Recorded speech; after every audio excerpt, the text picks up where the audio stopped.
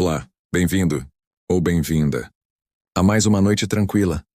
Aqui, onde as histórias fluem devagar, como páginas antigas, sendo viradas com cuidado. Hoje, vamos falar sobre livros, mas não os livros que você conhece, leves, descartáveis, facilmente comprados ou baixados. Em segundos, vamos falar de livros antigos, livros medievais, pesados, preciosos e acorrentados, sim, acorrentados às prateleiras, como prisioneiros de valor inestimável. Porque alguém acorrentaria um livro? O que tornava esses objetos tão valiosos, tão cobiçados, que precisavam de correntes de ferro para protegê-los? Essa é a história que vamos contar hoje. Uma história sobre conhecimento, valor e a forma como nossos ancestrais guardavam seus tesouros, de papel e tinta. Então, acomode-se, como se estivesse em uma biblioteca antiga, silenciosa, cheirando a pergaminho e poeira dourada. E deixe essa história embalar você para o sono, para entender por que livros eram acorrentados. Primeiro precisamos entender o que era um livro. Na Idade Média, não era, como hoje, algo produzido em massa, em fábricas, milhares de cópias idênticas saindo de máquinas rápidas. Cada livro medieval era único, feito à mão, copiado palavra por palavra, letra por letra, por um escriba, sentado em um escritório, em um monastério ou universidade. Imagine o trabalho. Um monge, curvado sobre sua mesa, durante meses, às vezes anos, copiando cuidadosamente cada linha de um texto antigo. A luz vinha de velas ou da janela. Se houvesse sol, o frio penetrava nos dedos. No inverno, fazendo a pena tremer ligeiramente, e a pena era de ganso ou cisne, afiada cuidadosamente, mergulhada em tinta, feita de galhas de carvalho ou fuligem, misturada com goma arábica. Cada letra era formada com atenção, seguindo regras estritas de caligrafia. Cada página, um trabalho de paciência infinita, e o material em que escreviam não era papel comum, mas pergaminho ou velino, feito de pele de carneiro, cabra ou vitela. Para fazer pergaminho, a pele do animal era limpa, se raspada, esticada, polida, até ficar lisa e branca, pronta para receber a tinta. Um único livro podia precisar das peles de dezenas de animais. Imagine quantas ovelhas morreram para criar uma Bíblia completa. E depois havia a decoração, as iluminuras, aquelas letras iniciais elaboradamente decoradas com ouro e cores vibrantes, vermelhos, azuis, verdes. Artistas especializados passavam dias em uma única letra, aplicando folhas finas de ouro que brilhavam à luz das velas. Como pequenos sóis, margens eram decoradas com vinhas, flores, animais fantásticos, cenas bíblicas. Cada página, uma obra de arte. Além de ser um texto, um único livro podia levar 1 ano, 2 anos, até mais, para ser completado, dependendo do tamanho e da complexidade. E o custo era astronômico, equivalente ao salário de anos de trabalho de um artesão comum. Alguns livros custavam tanto quanto uma fazenda inteira.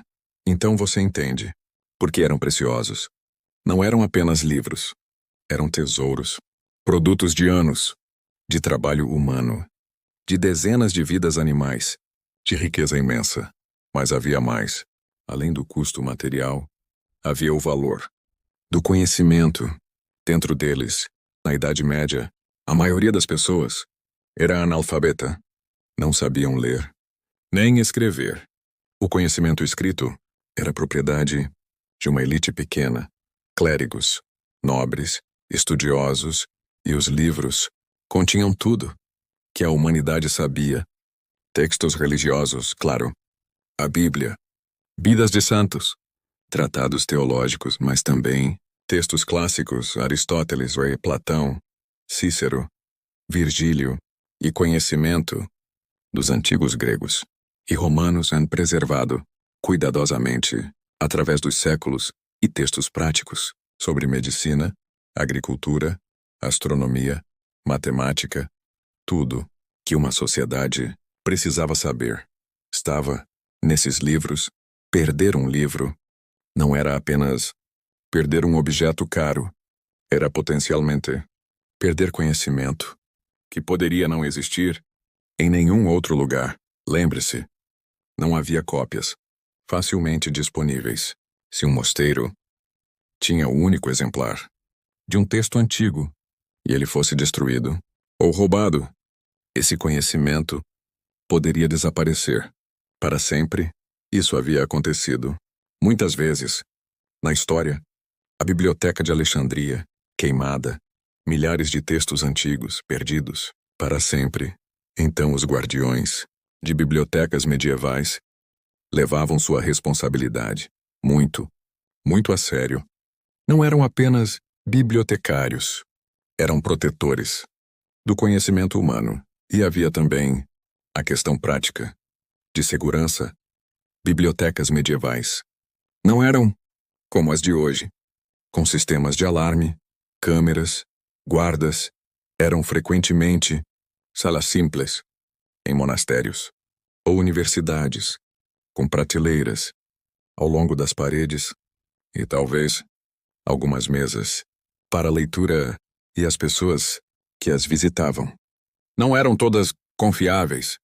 Estudantes pobres que precisavam desesperadamente de um livro para seus estudos, estudiosos viajantes que podiam ficar tentados a levar um livro precioso consigo quando partissem, até mesmo outros monges ou clérigos que podiam racionalizar que seu monastério precisava mais daquele livro que o atual dono.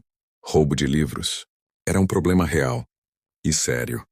Havia até maldições escritas nas páginas de alguns livros, advertindo ladrões potenciais: quem roubar este livro, que morra na forca, que seja cozinhado em óleo, que seja devorado por pragas, que seus olhos sejam arrancados e usados como alvo de dardos. Essas maldições eram criativas e terríveis, mostrando quão seriamente o roubo de livros era levado. Mas maldições, por mais aterrorizantes, não eram fisicamente eficazes. Ladrões ousados ou desesperados podiam ignorá-las. Então surgiu uma solução mais prática, mais medieval, mais permanente. Correntes. A prática de acorrentar livros começou provavelmente no século XII ou XIII, embora há debates entre historiadores sobre exatamente quando e onde, mas sabemos que, por volta do século XV, a prática estava amplamente difundida, especialmente em universidades e bibliotecas públicas. Os livros eram fixados às prateleiras ou às mesas de leitura, com correntes de ferro, geralmente presas à capa do livro através de uma argola de metal. A corrente era longa o suficiente para que o livro pudesse ser retirado da prateleira e colocado em uma mesa próxima, ou lido em pé, mas não longa o suficiente para que pudesse ser levado para fora da biblioteca. Era um cordão umbilical de ferro, ligando o livro permanentemente ao seu lar. As prateleiras eram frequentemente inclinadas, como atrizes, com os livros repousando com a lombada voltada para dentro, não para fora, como hoje. Isso porque a corrente era presa, geralmente, na borda inferior da capa frontal. Se o livro ficasse com a lombada para fora, a corrente ficaria torcida e desconfortável para manusear. Então você, entrando em uma biblioteca de livros acorrentados, veria fileiras de volumes grossos, com suas capas voltadas para você, e correntes, pendendo como guirlandas de metal. O som devia ser peculiar. O tinir constante de correntes, sempre que alguém pegava ou devolvia um livro, como sinos pequenos, em uma igreja de conhecimento. Mas nem todos os livros eram acorrentados.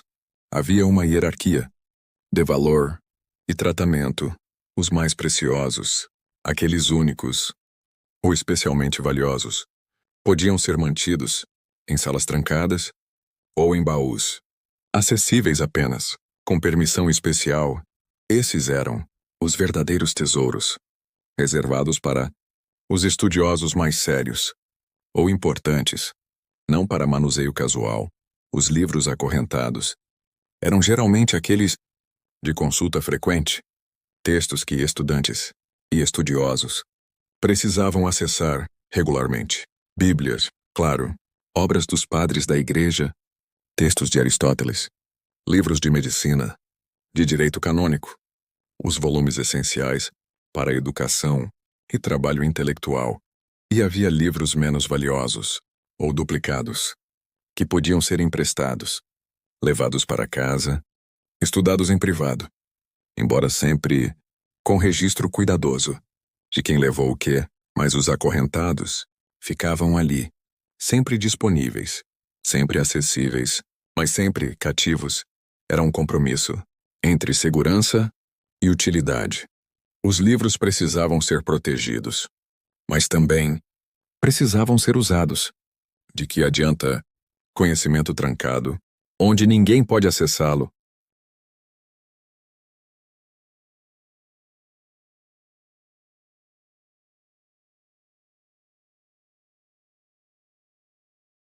Porque os livros medievais eram acorrentados às prateleiras. Olá, bem-vindo, ou bem-vinda, a mais uma noite tranquila, aqui, onde as histórias fluem devagar, como páginas antigas, sendo viradas com cuidado. Hoje, vamos falar sobre livros, mas não os livros que você conhece, leves, descartáveis, facilmente comprados ou baixados. Em segundos, vamos falar de livros antigos, livros medievais, pesados, preciosos e acorrentados. Sim, acorrentados às prateleiras, como prisioneiros de valor inestimável. Porque alguém acorrentaria um livro? O que tornava esses objetos tão valiosos, tão cobiçados, que precisavam de correntes de ferro para protegê-los? Essa é a história que vamos contar hoje. Uma história sobre conhecimento, valor e a forma como nossos ancestrais guardavam seus tesouros de papel e tinta. Então, acomode-se, como se estivesse em uma biblioteca antiga, silenciosa, cheirando a pergaminho e poeira dourada. E deixe essa história embalar você para o sono, para entender por que livros eram acorrentados. Primeiro precisamos entender o que era um livro.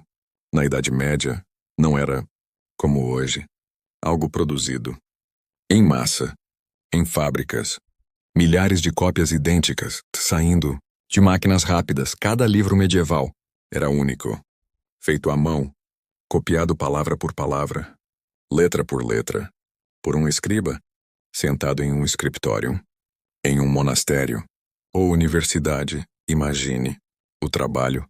Um monge, curvado sobre sua mesa, durante meses, às vezes anos, copiando cuidadosamente cada linha de um texto antigo. A luz vinha de velas ou da janela. Se houvesse sol ou frio, penetrava nos dedos, no inverno, fazendo a pena tremer ligeiramente, e a pena era de ganso ou cisne, afiada cuidadosamente, mergulhada em tinta, feita de galhas de carvalho ou fuligem, misturada com goma arábica. Cada letra era formada com atenção, seguindo regras estritas de caligrafia. Cada página, um trabalho de paciência infinita, e o material em que escreviam não era papel e comum, mas pergaminho ou velino, feito de pele de carneiro, cabra ou vitela, para fazer pergaminho. A pele do animal era limpa, raspada, esticada, polida, até ficar lisa e branca, pronta para receber a tinta. Um único livro podia precisar das peles de dezenas de animais. Imagine quantas ovelhas morreram para criar uma Bíblia completa, e depois havia a decoração, as iluminuras, aquelas letras iniciais elaboradamente decoradas com ouro e cores vibrantes, vermelhos, azuis, verdes. Artistas especializados passavam dias em uma única letra, aplicando folhas finas de ouro que brilhavam à luz das velas, como pequenos sóis. Margens eram decoradas com vinhas, flores, animais fantásticos, cenas bíblicas. Cada página, uma obra de arte. Além de ser um texto, um único livro, podia levar 1 ano, 2 anos, até mais, para ser completado, dependendo do tamanho e da complexidade, e o custo era astronômico, equivalente ao salário de anos de trabalho de um artesão comum. Alguns livros custavam tanto quanto uma fazenda inteira, então você entende por que eram preciosos. Não eram apenas livros, eram tesouros, produtos de anos de trabalho humano, de dezenas de vidas animais, de riqueza imensa. Mas havia mais. Além do custo material, havia o valor do conhecimento dentro deles. Na Idade Média, a maioria das pessoas era analfabeta. Não sabiam ler, nem escrever. O conhecimento escrito era propriedade de uma elite pequena. Clérigos, nobres, estudiosos, e os livros continham tudo que a humanidade sabia. Textos religiosos, claro. A Bíblia, vidas de santos, tratados teológicos, mas também textos clássicos, Aristóteles, Platão, Cícero, Virgílio, o conhecimento dos antigos gregos e romanos preservado cuidadosamente, através dos séculos, e textos práticos sobre medicina, agricultura, astronomia, matemática. Tudo que uma sociedade precisava saber estava nesses livros. Perder um livro não era apenas perder um objeto caro, era potencialmente perder conhecimento que poderia não existir em nenhum outro lugar. Lembre-se, não havia cópias facilmente disponíveis. Se um mosteiro tinha o único exemplar de um texto antigo e ele fosse destruído ou roubado, esse conhecimento poderia desaparecer para sempre. Isso havia acontecido muitas vezes na história. A Biblioteca de Alexandria, queimada, milhares de textos antigos perdidos para sempre. Então os guardiões de bibliotecas medievais levavam sua responsabilidade muito a sério. Não eram apenas bibliotecários, eram protetores do conhecimento humano, e havia também a questão prática de segurança. Bibliotecas medievais não eram como as de hoje, com sistemas de alarme, câmeras, guardas. Eram frequentemente salas simples, em monastérios ou universidades, com prateleiras ao longo das paredes e talvez algumas mesas para leitura, e as pessoas que as visitavam não eram todas confiáveis. Estudantes pobres que precisavam desesperadamente de um livro para seus estudos, estudiosos viajantes que podiam ficar tentados a levar um livro precioso consigo quando partissem, até mesmo outros monges ou clérigos que podiam racionalizar que seu monastério precisava mais daquele livro que o atual dono. Roubo de livros era um problema real e sério.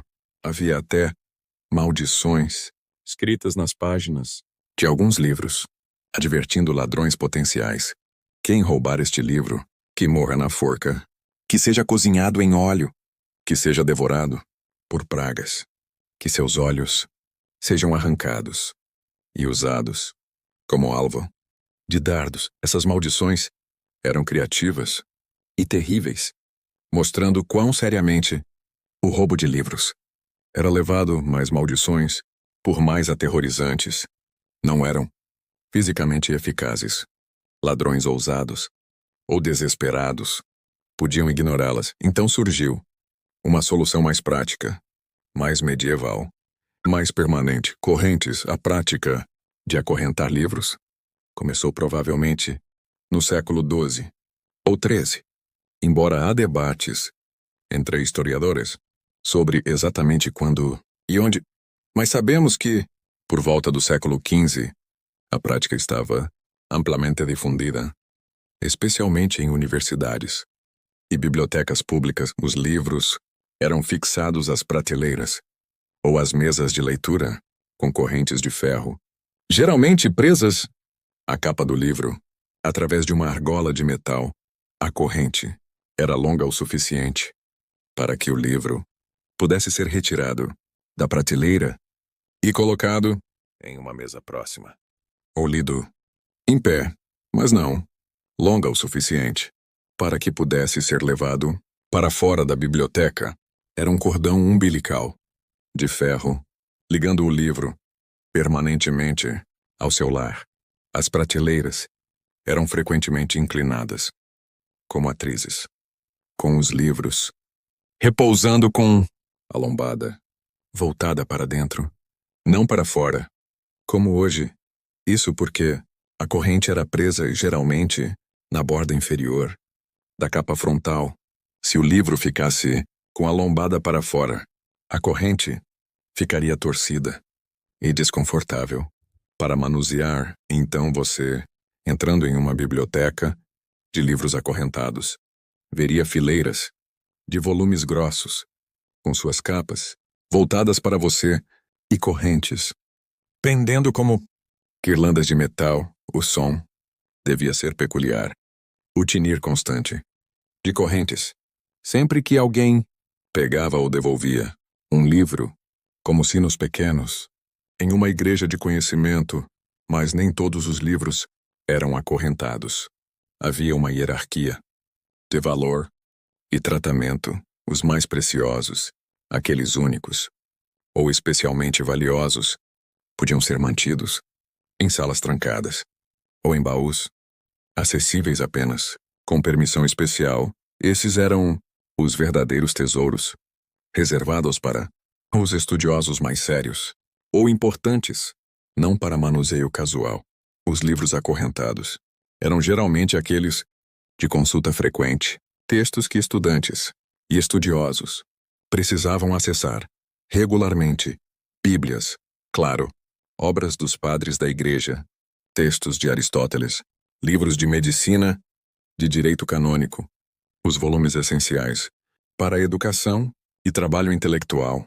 E havia livros menos valiosos, ou duplicados, que podiam ser emprestados, levados para casa, estudados em privado, embora sempre com registro cuidadoso de quem levou o quê, mas os acorrentados ficavam ali, sempre disponíveis, sempre acessíveis, mas sempre cativos. Era um compromisso entre segurança e utilidade. Os livros precisavam ser protegidos, mas também precisavam ser usados. De que adianta conhecimento trancado, onde ninguém pode acessá-lo? As correntes permitiam esse equilíbrio delicado, proteção sem isolamento completo, segurança com acessibilidade. E havia regras, muitas regras, sobre como usar esses livros acorrentados. Bibliotecas medievais não eram lugares de conversa casual ou leitura relaxada. Eram espaços de silêncio reverente, de estudo sério. Você entrava em silêncio, encontrava o livro que precisava, retirava-o cuidadosamente da prateleira, a corrente tilintando suavemente.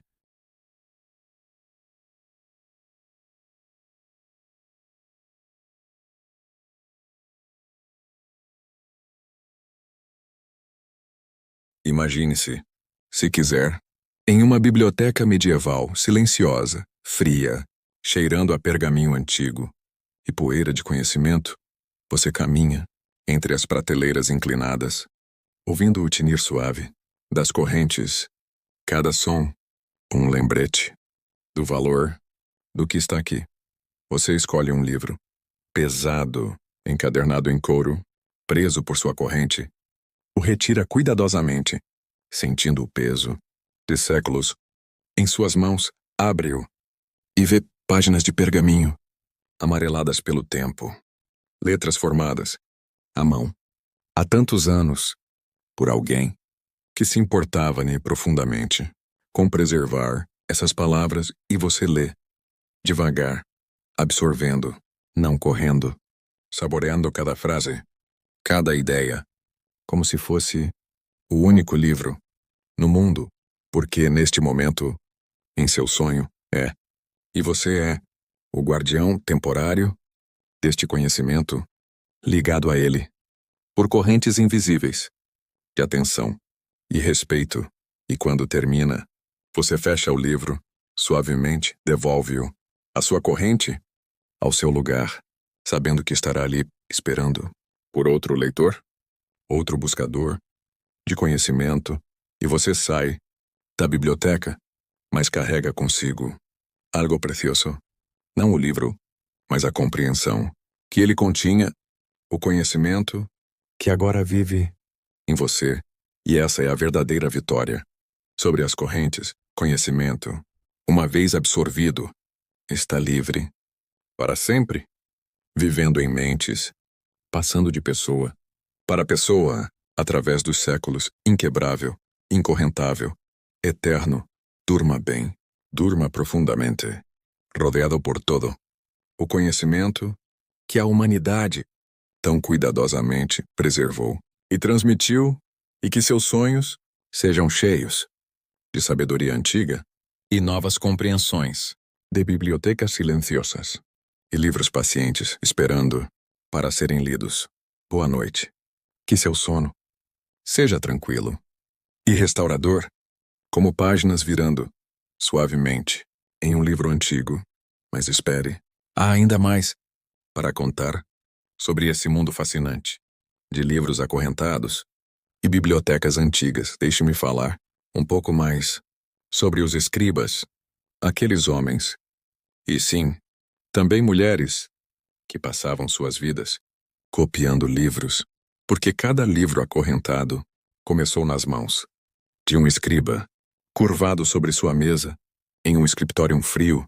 Os escriptoria eram geralmente salas grandes, em monastérios, com fileiras de escrivaninhas, onde múltiplos monges trabalhavam simultaneamente, em silêncio. O silêncio era essencial, não apenas por reverência, mas porque a concentração necessária era imensa.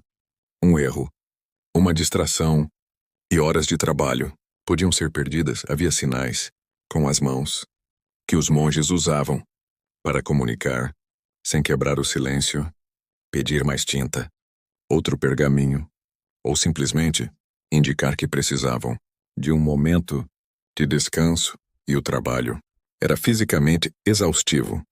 Sentar curvado por horas, todos os dias, causava dores nas costas, nos ombros, no pescoço. Os olhos sofriam tremendamente, forçando-se a distinguir letras pequenas. A luz fraca de velas ou da janela. Muitos escribas ficavam parcialmente cegos.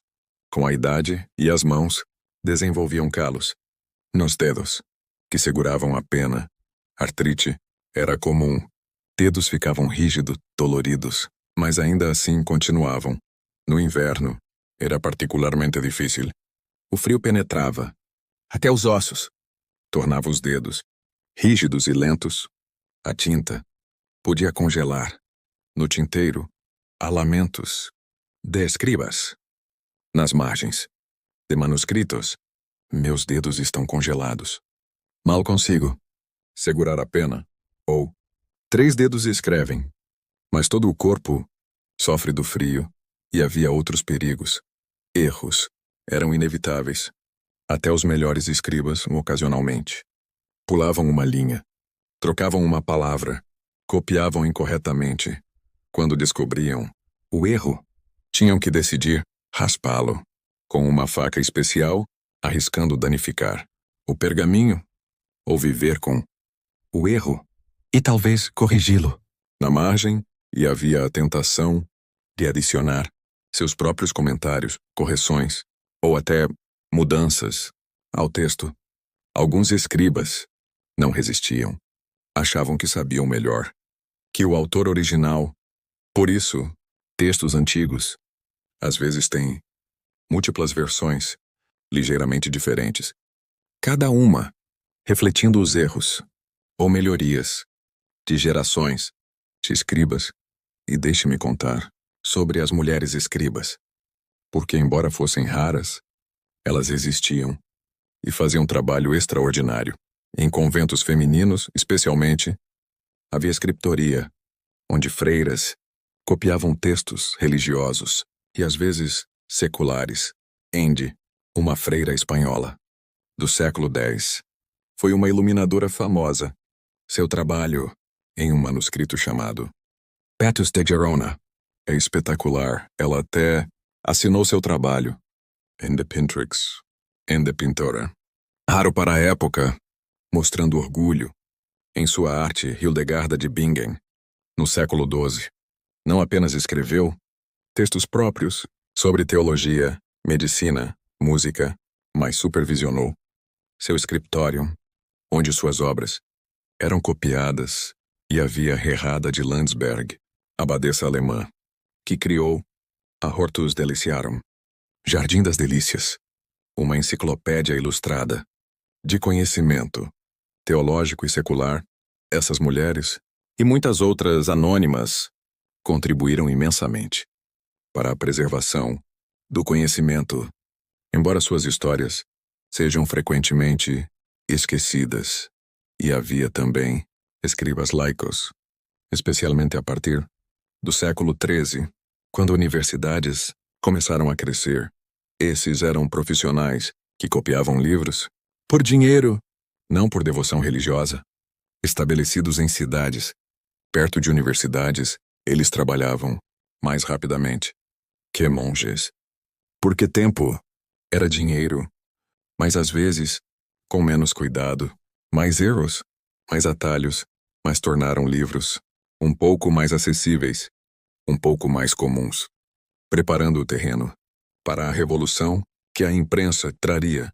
Agora, deixe-me falar sobre os materiais de escrita, porque são fascinantes em si mesmos. Já mencionamos o pergaminho, mas vale explorar um pouco mais o processo de criá-lo. Primeiro, a pele do animal, carneiro, cabra ou vitela, era colocada em uma solução de cal por dias ou semanas para soltar os pelos. Depois, era raspada, limpa, cuidadosamente, de toda a gordura e carne aderente, trabalho sujo e cheiroso, feito por especialistas. Então, era esticada em uma moldura, puxada tensamente e deixada para secar. Enquanto secava, era raspada novamente, polida, até ficar lisa. O resultado era um material durável, suave e branco, que podia durar séculos, quando cuidado adequadamente. Velino era pergaminho, feito de pele de vitela, becerros. Era mais fino, mais macio, mais caro, reservado para os manuscritos mais especiais. E havia, ocasionalmente, o uso de papel, feito de trapos, de linho ou cânhamo, que começou a chegar à Europa através de contato com o mundo árabe. O papel era mais barato que pergaminho, mas também menos durável, menos prestigioso, usado principalmente para documentos comuns, não para livros importantes. E a tinta, a tinta era uma arte em si mesma. Tinta preta era geralmente feita de galhas de carvalho, crescimentos esféricos, causados por vespas que punham ovos em folhas de carvalho. Essas galhas eram moídas, misturadas com sulfato de ferro e goma arábica, criando uma tinta que começava marrom, mas oxidava para preto profundo. Essa tinta era permanente, resistente ao tempo. Por isso, manuscritos medievais ainda são legíveis. Séculos depois, tintas coloridas para iluminuras vinham de fontes variadas: vermelhos de cinábrio ou chumbo vermelho, azuis de lápis lazuli ou índigo, verdes de malaquita ou verdigris, amarelos de açafrão ou ouro pigmento. Cada cor tinha sua própria receita, seu próprio custo, sua própria aparência, e o ouro, para letras douradas, vinha em folhas finíssimas, aplicadas com cola especial, de clara de ovo, ou mel, que eram então polidas até brilharem, ou às vezes, ouro em pó, misturado com goma, para criar tinta dourada, que podia ser aplicada com pincel ou pena. O resultado eram páginas que literalmente brilhavam à luz das velas, como se contivessem luz própria, divina. E deixe-me contar sobre a organização das bibliotecas, porque não eram simplesmente livros jogados em prateleiras. Havia sistemas de catalogação primitivos, mas eficazes. Bibliotecários medievais mantinham listas de todos os livros em sua coleção. Essas listas, chamadas catálogos, descreviam cada livro, título, autor, número de páginas, às vezes, as primeiras palavras do texto e a localização, qual prateleira, qual corrente, para que pudesse ser encontrado rapidamente. Alguns catálogos eram obras de arte, em si mesmos, cuidadosamente escritos, decorados, preservados tão ciosamente quanto os próprios livros, e havia regras sobre ordem nas prateleiras, frequentemente. Livros religiosos ficavam juntos, separados de textos seculares, bíblias e comentários bíblicos, tinham lugar de honra, seguidos por obras dos padres da Igreja: Agostinho, Jerônimo, Gregório.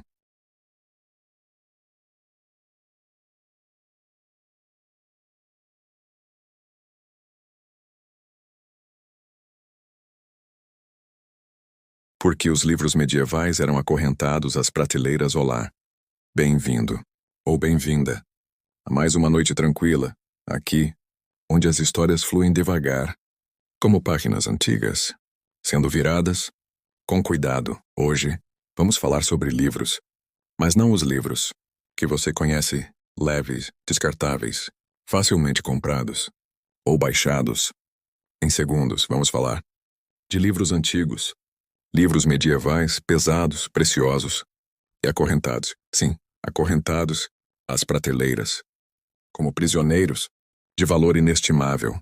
Porque alguém acorrentaria um livro?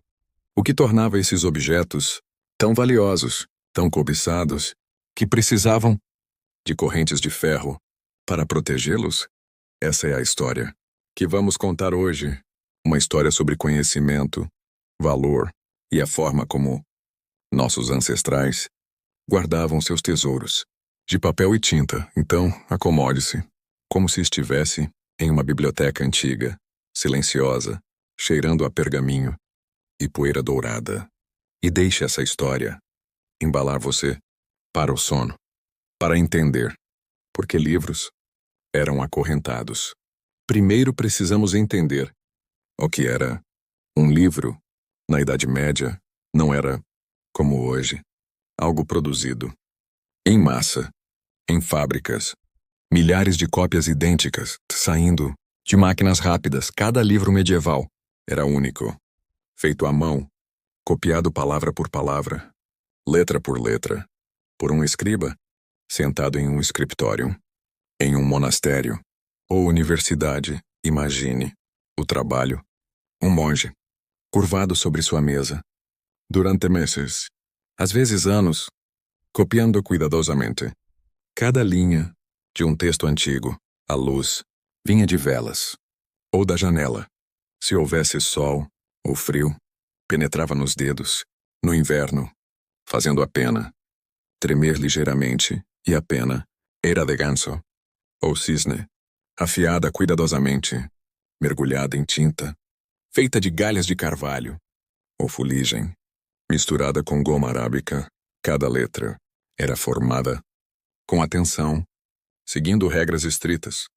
De caligrafia, cada página, um trabalho de paciência infinita, e o material em que escreviam não era papel comum, mas pergaminho ou velino, feito de pele, de carneiro, cabra ou vitela. Para fazer pergaminho, a pele do animal era limpa, raspada, esticada, polida, até ficar lisa e branca, pronta para receber a tinta.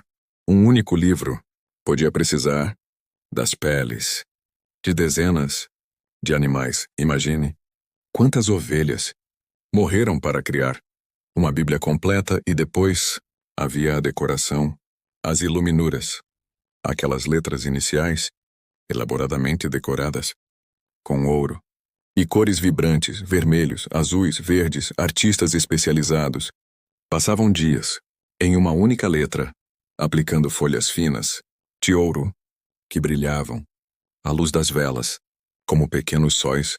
Margens eram decoradas com vinhas, flores, animais fantásticos, cenas bíblicas. Cada página, uma obra de arte. Além de ser um texto, um único livro podia levar 1 ano, 2 anos, até mais, para ser completado, dependendo do tamanho e da complexidade, e o custo era astronômico, equivalente ao salário de anos de trabalho de um artesão comum. Alguns livros custavam tanto quanto uma fazenda inteira, então você entende por que eram preciosos. Não eram apenas livros, eram tesouros, produtos de anos de trabalho humano, de dezenas de vidas animais, de riqueza imensa. Mas havia mais. Além do custo material, havia o valor do conhecimento. Dentro deles, na Idade Média, a maioria das pessoas era analfabeta. Não sabiam ler, nem escrever.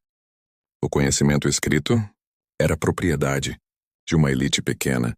Clérigos, nobres, estudiosos, e os livros continham tudo que a humanidade sabia. Textos religiosos, claro.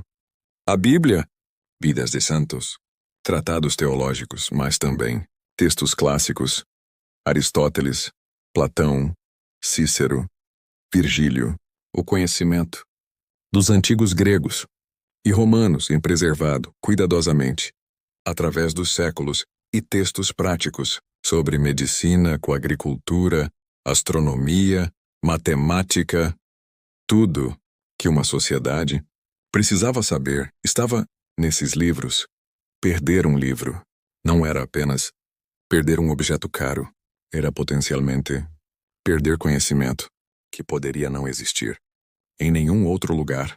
Lembre-se, não havia cópias facilmente disponíveis. Se um mosteiro tinha o único exemplar de um texto antigo e ele fosse destruído ou roubado, esse conhecimento poderia desaparecer para sempre. Isso havia acontecido muitas vezes na história. A Biblioteca de Alexandria, queimada, milhares de textos antigos perdidos para sempre. Então os guardiões de bibliotecas medievais levavam sua responsabilidade muito a sério. Não eram apenas bibliotecários, eram protetores do conhecimento humano, e havia também a questão prática de segurança. Bibliotecas medievais não eram como as de hoje, com sistemas de alarme, câmeras, guardas. Eram frequentemente salas simples, em monastérios ou universidades, com prateleiras ao longo das paredes e talvez algumas mesas para leitura, e as pessoas que as visitavam não eram todas confiáveis.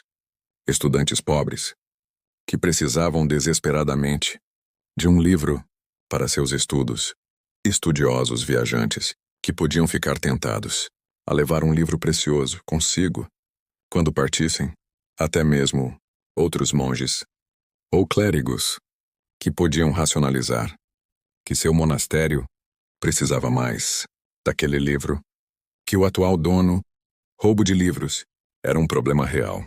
E sério, havia até maldições escritas nas páginas de alguns livros, advertindo ladrões potenciais. Quem roubar este livro, que morra na forca, que seja cozinhado em óleo, que seja devorado por pragas, que seus olhos sejam arrancados e usados como alvo de dardos. Essas maldições eram criativas e terríveis, mostrando quão seriamente o roubo de livros era levado, mas maldições, por mais aterrorizantes, não eram fisicamente eficazes. Ladrões ousados ou desesperados podiam ignorá-las. Então surgiu uma solução mais prática, mais medieval, mais permanente. Correntes, a prática de acorrentar livros, começou provavelmente no século XII ou XIII, embora há debates entre historiadores sobre exatamente quando e onde, mas sabemos que, por volta do século XV, a prática estava amplamente difundida, especialmente em universidades e bibliotecas públicas. Os livros eram fixados às prateleiras ou às mesas de leitura com correntes de ferro, geralmente presas à capa do livro através de uma argola de metal. A corrente era longa o suficiente para que o livro pudesse ser retirado da prateleira e colocado em uma mesa próxima, ou lido em pé, mas não longa o suficiente para que pudesse ser levado para fora da biblioteca. Era um cordão umbilical de ferro ligando o livro permanentemente ao seu lar. As prateleiras eram frequentemente inclinadas, como atrizes, com os livros repousando com a lombada voltada para dentro, não para fora, como hoje. Isso porque a corrente era presa geralmente na borda inferior da capa frontal. Se o livro ficasse com a lombada para fora, a corrente ficaria torcida e desconfortável para manusear. Então você, entrando em uma biblioteca de livros acorrentados, veria fileiras de volumes grossos, com suas capas voltadas para você e correntes pendendo como guirlandas de metal. O som devia ser peculiar. O tinir constante de correntes, sempre que alguém pegava ou devolvia um livro, como sinos pequenos, em uma igreja de conhecimento, mas nem todos os livros eram acorrentados. Havia uma hierarquia de valor e tratamento. Os mais preciosos, aqueles únicos ou especialmente valiosos, podiam ser mantidos em salas trancadas ou em baús, acessíveis apenas com permissão especial. Esses eram os verdadeiros tesouros, reservados para os estudiosos mais sérios ou importantes, não para manuseio casual. Os livros acorrentados eram geralmente aqueles de consulta frequente, textos que estudantes e estudiosos precisavam acessar regularmente. Bíblias, claro, obras dos padres da igreja, textos de Aristóteles, livros de medicina, de direito canônico, os volumes essenciais para a educação e trabalho intelectual. E havia livros menos valiosos, ou duplicados, que podiam ser emprestados, levados para casa, estudados em privado, embora sempre com registro cuidadoso de quem levou o quê. Mas os acorrentados ficavam ali, sempre disponíveis, sempre acessíveis, mas sempre cativos. Era um compromisso entre segurança e utilidade. Os livros precisavam ser protegidos, mas também precisavam ser usados. De que adianta conhecimento trancado, onde ninguém pode acessá-lo? As correntes permitiam esse equilíbrio delicado, proteção sem isolamento completo, segurança com acessibilidade. E havia regras, muitas regras, sobre como usar esses livros acorrentados. Bibliotecas medievais não eram lugares de conversa casual ou leitura relaxada. Eram espaços de silêncio reverente, de estudo sério Você entrava em silêncio. Encontrava o livro que precisava, retirava-o cuidadosamente. Da prateleira, a corrente tilintando suavemente.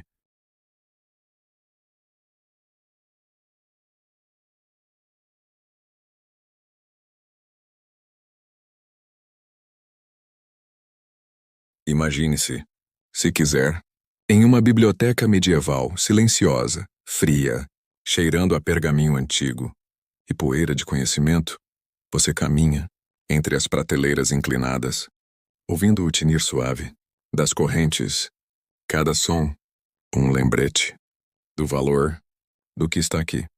Você escolhe um livro, pesado, encadernado em couro, preso por sua corrente, o retira cuidadosamente, sentindo o peso de séculos. Em suas mãos, abre-o e vê páginas de pergaminho, amareladas pelo tempo, letras formadas, à mão, há tantos anos, por alguém que se importava-lhe profundamente com preservar essas palavras, e você lê, devagar, absorvendo, não correndo, saboreando cada frase, cada ideia, como se fosse o único livro no mundo, porque neste momento, em seu sonho, e você é o guardião temporário deste conhecimento, ligado a ele, por correntes invisíveis, de atenção e respeito, e quando termina, você fecha o livro, suavemente devolve-o à sua corrente, ao seu lugar, sabendo que estará ali esperando por outro leitor, outro buscador de conhecimento, e você sai da biblioteca, mas carrega consigo algo precioso, não o livro, mas a compreensão que ele continha, o conhecimento que agora vive em você, e essa é a verdadeira vitória sobre as correntes. Conhecimento, uma vez absorvido, está livre para sempre, vivendo em mentes, passando de pessoa para pessoa, através dos séculos, inquebrável, incorrentável, eterno. Durma bem, durma profundamente, rodeado por todo o conhecimento que a humanidade tão cuidadosamente preservou e transmitiu, e que seus sonhos sejam cheios de sabedoria antiga e novas compreensões, de bibliotecas silenciosas e livros pacientes esperando para serem lidos. Boa noite. Que seu sono seja tranquilo e restaurador, como páginas virando suavemente em um livro antigo. Mas espere, há ainda mais para contar sobre esse mundo fascinante de livros acorrentados e bibliotecas antigas. Deixe-me falar um pouco mais sobre os escribas, aqueles homens, e sim, também mulheres, que passavam suas vidas copiando livros, porque cada livro acorrentado começou nas mãos de um escriba, curvado sobre sua mesa, em um scriptorium frio. Os scriptoria eram geralmente salas grandes, em monastérios, com fileiras de escrivaninhas, onde múltiplos monges trabalhavam simultaneamente, em silêncio. O silêncio era essencial, não apenas por reverência, mas porque a concentração necessária era imensa. Um erro, uma distração e horas de trabalho podiam ser perdidas. Havia sinais com as mãos que os monges usavam para comunicar, sem quebrar o silêncio, pedir mais tinta, outro pergaminho, ou simplesmente indicar que precisavam de um momento de descanso, e o trabalho era fisicamente exaustivo. Sentar curvado por horas, todos os dias, causava dores nas costas, nos ombros, no pescoço. Os olhos sofriam tremendamente, forçando-se a distinguir letras pequenas. A luz fraca de velas ou da janela. Muitos escribas ficavam parcialmente cegos. Com a idade e as mãos desenvolviam calos nos dedos, que seguravam a pena. Artrite era comum.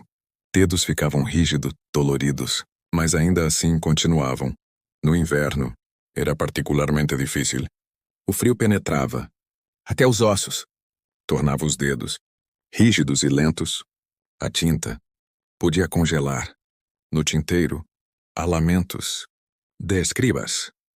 Nas margens de manuscritos, meus dedos estão congelados. Mal consigo segurar a pena, ou 3 dedos escrevem, mas todo o corpo sofre do frio e havia outros perigos. Erros eram inevitáveis. Até os melhores escribas, ocasionalmente, pulavam uma linha, trocavam uma palavra, copiavam incorretamente. Quando descobriam o erro, tinham que decidir raspá-lo com uma faca especial, arriscando danificar o pergaminho, ou viver com o erro e talvez corrigi-lo. Na margem, e havia a tentação de adicionar seus próprios comentários, correções ou até mudanças ao texto. Alguns escribas não resistiam. Achavam que sabiam melhor que o autor original. Por isso, textos antigos às vezes têm múltiplas versões, ligeiramente diferentes, cada uma refletindo os erros ou melhorias de gerações de escribas. E deixe-me contar sobre as mulheres escribas, porque, embora fossem raras, elas existiam e faziam um trabalho extraordinário. Em conventos femininos, especialmente, havia escriptoria, onde freiras copiavam textos religiosos e às vezes seculares. Ende, uma freira espanhola do século X, foi uma iluminadora famosa. Seu trabalho, em um manuscrito chamado Patus de Gerona, é espetacular. Ela até assinou seu trabalho en de Pintrix, en de Pintora. Raro para a época, mostrando orgulho em sua arte. Hildegarda de Bingen, no século XII, não apenas escreveu textos próprios sobre teologia, medicina, música, mas supervisionou seu scriptorium, onde suas obras eram copiadas, e havia Herrada de Landsberg, abadesa alemã, que criou a Hortus Deliciarum, Jardim das Delícias, uma enciclopédia ilustrada de conhecimento teológico e secular. Essas mulheres, e muitas outras anônimas, contribuíram imensamente para a preservação do conhecimento, embora suas histórias sejam frequentemente esquecidas. E havia também escribas laicos, especialmente a partir do século XIII, quando universidades começaram a crescer. Esses eram profissionais que copiavam livros por dinheiro, não por devoção religiosa. Estabelecidos em cidades, perto de universidades, eles trabalhavam mais rapidamente que monges. Porque tempo era dinheiro, mas às vezes, com menos cuidado, mais erros, mais atalhos, mas tornaram livros um pouco mais acessíveis, um pouco mais comuns, preparando o terreno para a revolução que a imprensa traria. Agora, deixe-me falar sobre os materiais de escrita, porque são fascinantes em si mesmos. Já mencionamos o pergaminho, mas vale explorar um pouco mais o processo de criá-lo. Primeiro, a pele do animal, carneiro, cabra ou vitela, era colocada em uma solução de cal por dias ou semanas para soltar os pelos. Depois, era raspada, limpa, cuidadosamente, de toda a gordura e carne aderente. Trabalho sujo e cheiroso, feito por especialistas. Então, era esticada em uma moldura, puxada tensamente e deixada para secar. Enquanto secava, era raspada novamente, polida, até ficar lisa. O resultado era um material durável, suave e branco, que podia durar séculos, quando cuidado adequadamente. Velino era pergaminho, feito de pele de vitela, becerros. Era mais fino, mais macio, mais caro, reservado para os manuscritos mais especiais. E havia, ocasionalmente, o uso de papel, feito de trapos, de linho ou cânhamo, que começou a chegar à Europa através de contato Com o mundo árabe, o papel era mais barato que pergaminho, mas também menos durável, menos prestigioso, usado principalmente para documentos comuns. Não para livros importantes, e a tinta. A tinta era uma arte em si mesma. Tinta preta era geralmente feita de galhas de carvalho, crescimentos esféricos, causados por vespas que punham ovos.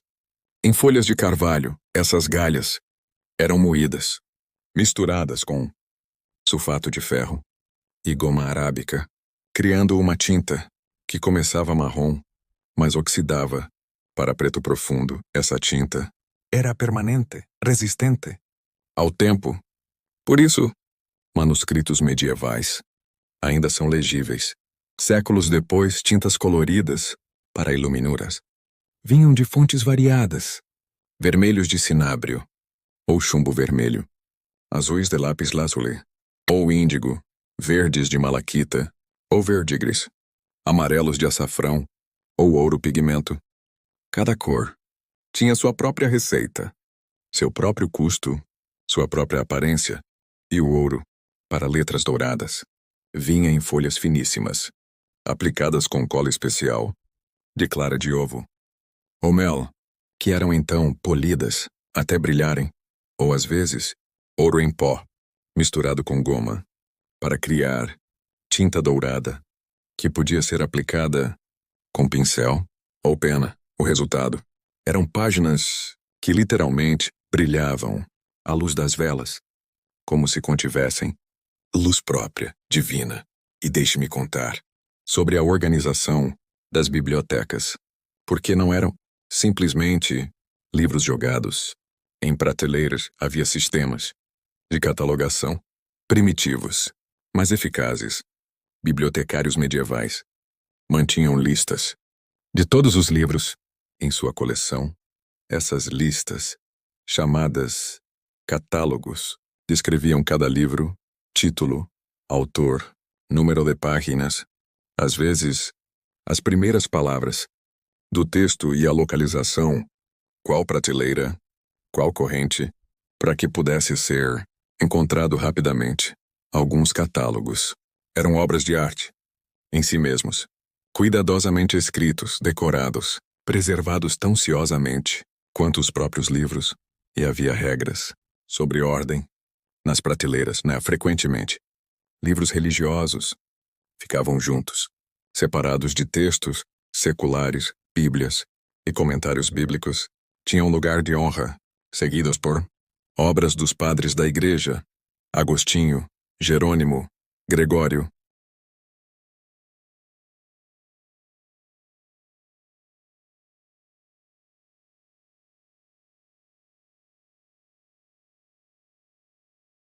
Depois vinham textos litúrgicos para uso em serviços religiosos, missais, breviários, inários, e então textos seculares: filosofia, Aristóteles, Platão, medicina, Galeno, Hipócrate, direito, astronomia, matemática.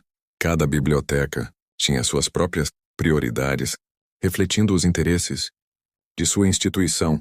Um monastério beneditino teria coleção diferente de uma universidade, que por sua vez diferia de uma catedral, e havia empréstimos entre instituições. Sim, mesmo na Idade Média, bibliotecas emprestavam livros umas às outras, embora com extrema cautela. Documentos formais eram assinados, às vezes exigindo garantias ou depósitos para assegurar que o livro seria devolvido intacto, e o transporte de um livro precioso entre cidades era uma operação séria. Mensageiros de confiança, às vezes até guardas armados, para proteger o tesouro em trânsito. Vamos falar agora sobre um aspecto que talvez você não tenha considerado: o cheiro de uma biblioteca medieval. Feche seus olhos por um momento e imagine você está entrando em uma biblioteca antiga.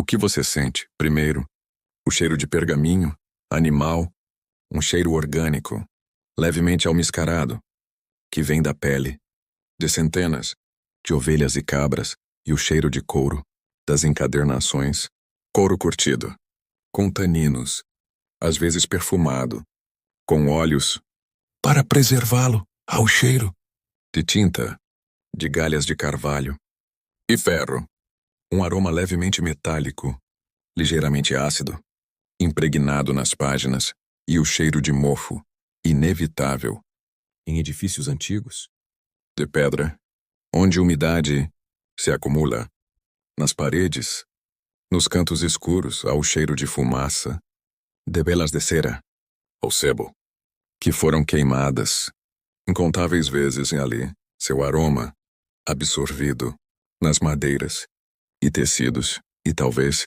ervas repelentes, lavanda ou alecrim, colocadas entre os livros para afastar insetos, seu perfume, misturando-se com tudo mais e poeira, o cheiro inconfundível de poeira antiga, não sujeira, mas acumulação de tempo, de séculos, de ar, não perturbado, é um cheiro complexo, rico, único, que você não encontraria em nenhum outro lugar.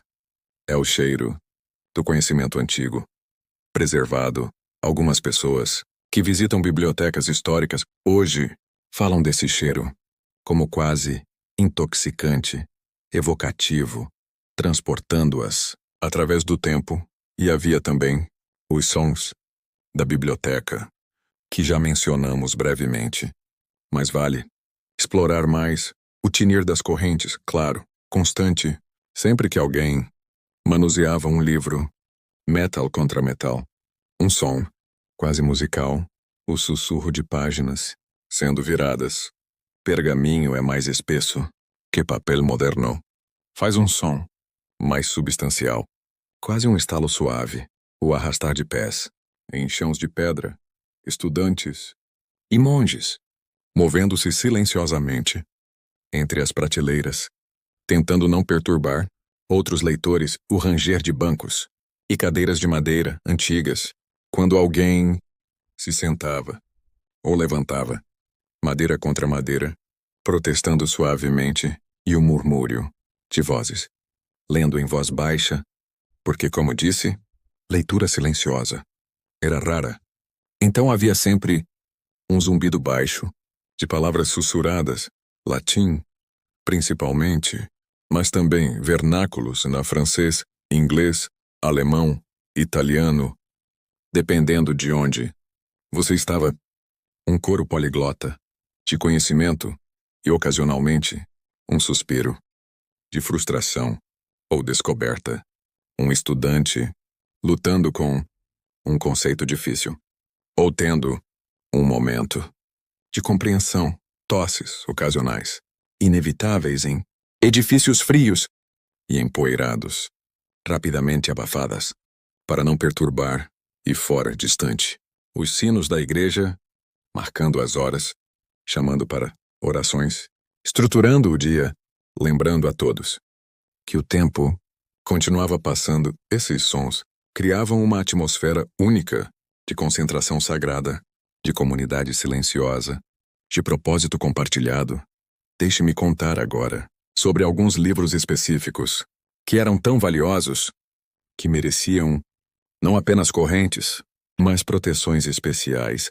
O livro de Kells, um evangelho iluminado, criado por monges irlandeses, por volta do ano 800, é um dos manuscritos mais espetaculares que sobreviveram. Cada página é uma obra-prima de arte, com iluminuras elaboradíssimas, padrões celtas entrelaçados, figuras humanas e animais, cores vibrantes, ouro brilhante. Levou provavelmente décadas para ser completado. Múltiplos artistas, trabalhando em diferentes partes. Um projeto de gerações durante a Idade Média era mantido na Abadia de Kells, na Irlanda, considerado tão sagrado que raramente era mostrado, exceto em ocasiões especiais. Hoje está na Trinity College, em Dublin, em uma caixa de vidro climatizada, virado para uma nova página, a cada dia, para milhares de visitantes admirarem, ou o Codex Gigas, o livro do diabo, o maior manuscrito medieval sobrevivente, mede quase 1 metro de altura e pesa mais de 70 quilos. Foi criado no século XIII, em um monastério, na Boêmia, segundo a lenda, por um monge que fez um pacto com o diabo para completá-lo em uma noite, claro. Isso é lenda. Na realidade, levou provavelmente 20 anos, ou mais, mas a história mostra o espanto que as pessoas sentiam diante de tal realização. Contém a Bíblia completa, mais textos históricos, médicos, e até um retrato, de página inteira, do próprio diabo. Daí seu nome era tão valioso e único, que quando tropas suecas saquearam Praga, em 1648, o Codex Gigas foi especificamente levado como troféu de guerra. Hoje está na Biblioteca Nacional da Suécia, em Estocolmo, ainda impressionando todos que o veem com seu tamanho e beleza. Ou o livro de horas, do Duque de Berry, criado no início do século XV pelos irmãos Limburg. Livros de horas eram coleções de orações e textos religiosos para uso privado. Muitos nobres tinham um, mas este era extraordinário.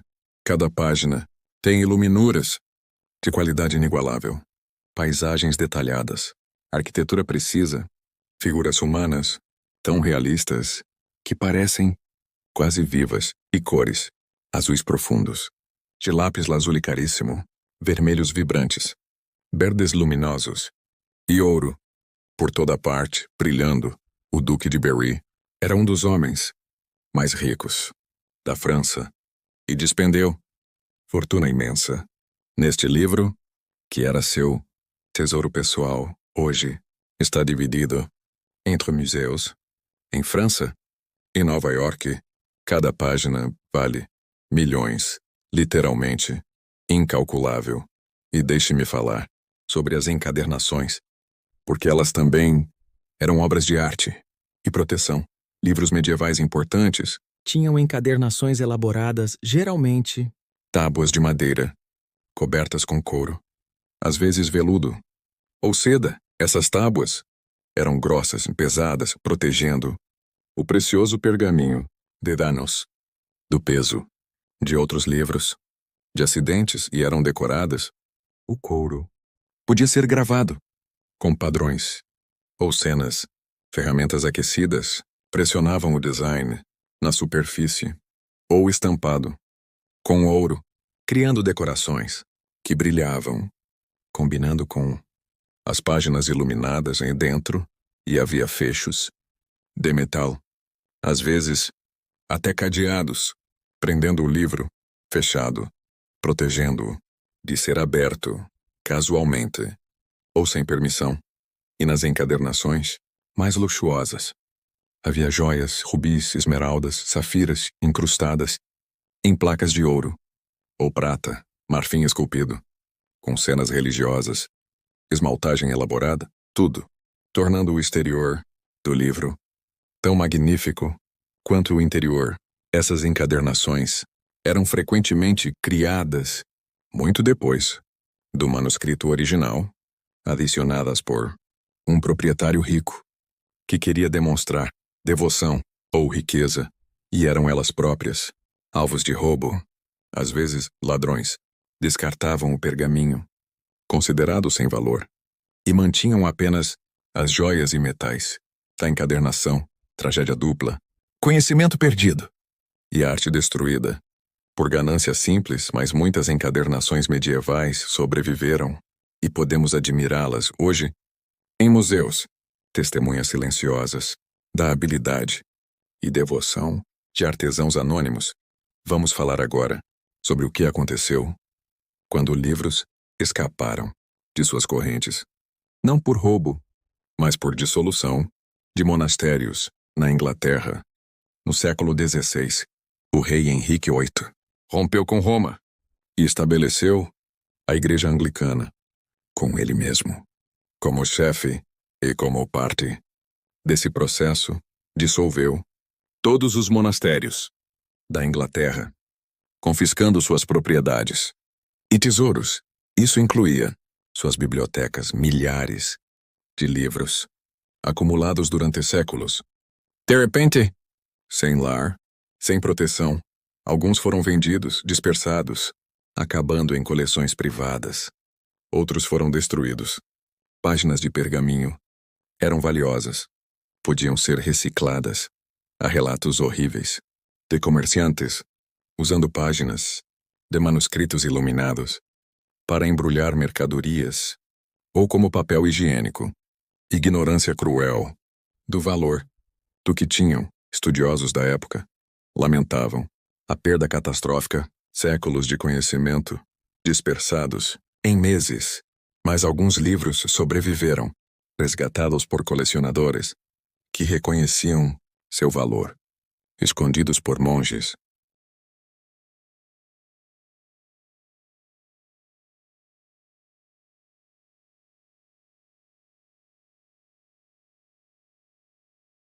Nossas correntes agora são backups e redundâncias, protocolos de segurança e arquivamento digital, diferentes em forma, mas idênticos em propósito. Proteger conhecimento para o futuro e, talvez, possamos aprender algo daqueles bibliotecários medievais sobre reverência, sobre responsabilidade, sobre a sacralidade do que sabemos. Durma agora. Descanse profundamente, cercado pela herança de todos aqueles que trabalharam tão duro para preservar o que sabiam. Escribas com dedos congelados, bibliotecários vigilantes, estudantes ávidos, todos desaparecidos há séculos, mas seu trabalho permanece em bibliotecas ao redor do mundo. Aqueles livros acorrentados ainda existem, alguns ainda com suas correntes originais, outros livres, mas preservados, e você está conectado a essa história simplesmente por saber, por entender, por apreciar o que foi necessário para trazer conhecimento até você. Que seus sonhos sejam povoados por bibliotecas silenciosas, correntes tilintando suavemente, páginas brilhando à luz de velas, e que você acorde grato pelo acesso fácil ao conhecimento, Que desfruta, mas também consciente de sua fragilidade e valor. Boa noite. Durma bem, envolto na sabedoria de séculos, protegido por correntes invisíveis de história compartilhada. Até a próxima história. Até a próxima noite. Descanse em paz. Boa noite.